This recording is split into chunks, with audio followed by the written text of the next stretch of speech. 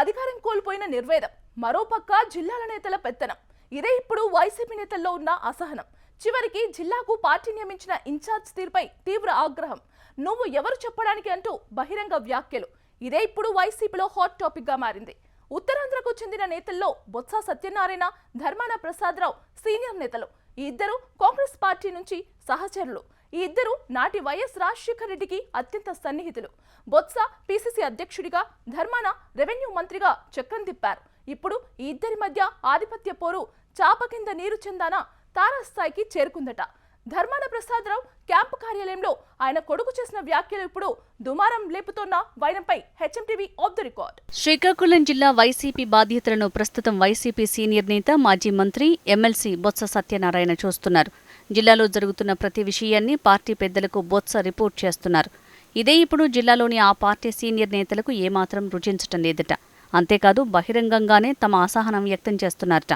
అసలు మీరెవరు, మా మీద పెత్తనమేంటి అంటూ బహిరంగ వ్యాఖ్యలు చేసే వరకు పరిస్థితి చేరుకుందట.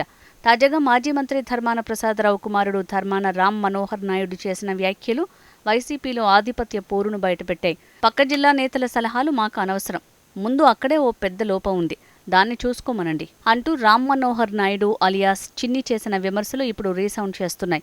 నిప్పు లేనిదే పొగరాదు అన్న చందాన సదరు చిన్ని వ్యాఖ్యలు ధర్మాన ప్రసాదరావుకు తెలియకుండా మాట్లాడే ఛాన్స్ లేదన్న వాదన బలంగానే వినపడుతోంది. 2004 నుంచి ధర్మాన ప్రసాదరావును గెలిపించింది పక్క జిల్లా నేతలు కాదన్న విషయం గుర్తుంచుకోవాలంటున్నారు. మేం కూడా పక్క జిల్లాకు వెళ్లగలం, వారి సలహాలు సూచనలు ఇక్కడ అవసరం లేదు. శ్రీకాకుళం జిల్లాలో కాంగ్రెస్ జెండా మోయటానికి మనిషి లేనప్పుడు మా నాన్న ఇక్కడ పార్టీని నిలబెట్టారు. ఇక్కడ ఉన్న వారంతా ధర్మాన క్యాడరే, ఎవరి పెత్తనం మాకు అక్కర్లేదు.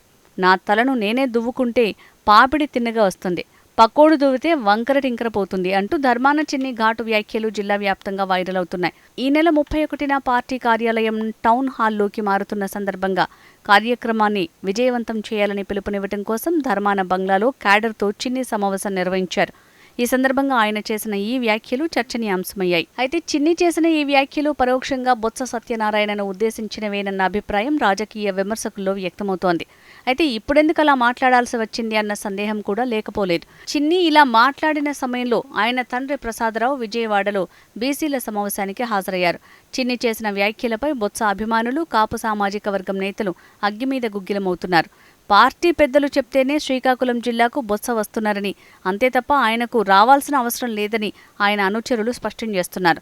బొత్స సీనియారిటీ, ఆయనకు రాష్ట్ర వ్యాప్తంగా ఉన్న అభిమానుల గురించి జగన్కు తెలుసు కాబట్టే పార్టీ ఓడిన వెంటనే ఎమ్మెల్సీ చేసి వైసీపీ పక్ష నేతగా ఎంపిక చేశారని గుర్తు చేస్తున్నారు. మరోవైపు ఇప్పటికే శ్రీకాకుళం జిల్లాలో వెలమ నేతల పెత్తనం ఎక్కువైందని కాళింగ వర్గం నేతలు గుర్రుగా ఉన్నారు. తాజాగా చిన్ని చేసిన వ్యాఖ్యలతో కాపు నేతల్లో కూడా వెలమల పట్ల అసహనం పెల్లుబుకుతోంది. దీనిపై జిల్లా వ్యాప్తంగా కాపులు గుర్రుగా ఉన్నారట.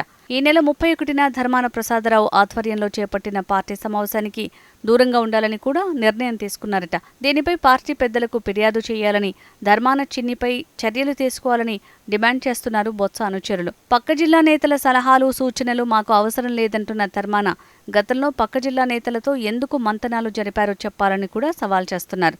మొత్తానికి ధర్మాన చిన్ని చేసిన వ్యాఖ్యలు శ్రీకాకుళం, విజయనగరం జిల్లాల వైసీపీ నేతల మధ్య విభేదాలను మరోసారి బయటపెట్టినట్టయింది. జిల్లాలో అత్యధిక ఓటు షేరున్న కాపు కులస్తులు మా గురువునే అంటారా? రాబోయే రోజుల్లో కాపు తడాఖా చూపిస్తామంటూ గుర్రుగా ఉన్నారట. శ్రీకాకుళం జిల్లా వైసీపీలో చిన్ని తాజా వ్యాఖ్యలు ఏ మలుపు తిప్పుతాయో చూడాలి.